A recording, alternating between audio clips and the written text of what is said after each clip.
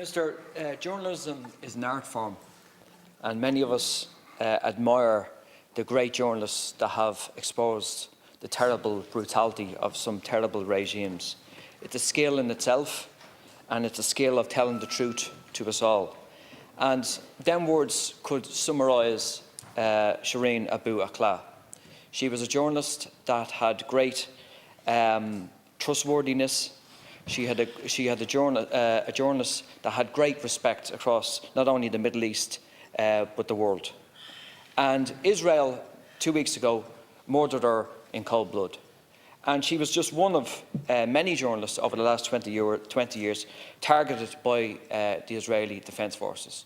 The Israeli Defence Forces, believe it or not, have a systematic policy of targeting Palestinian journalists because journalists are exposing the brutality of the Israeli system.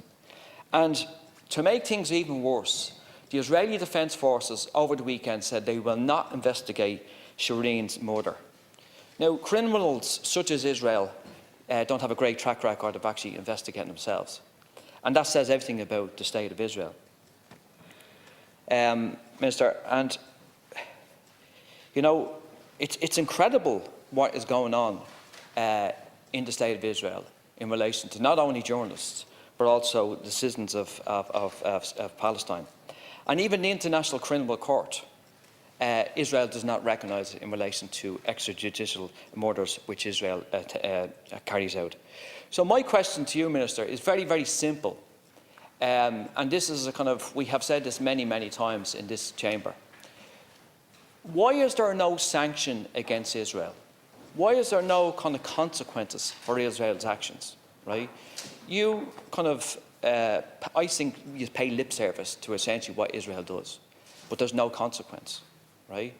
No consequences at all. And there could be simple things done in relation to what Israel does. One is expelling the Israeli ambassador, and a number of other things, particularly economical sanctions. But there seems to be a kind of lack of, I think, guile in relation to how we treat Israel. And the appeasement of recognise what it is. Israel is an apartheid state. And if you don't recognise that, well, then there's an issue. There is a huge issue if you do not recognise Israel as an apartheid state. It's not just us saying it.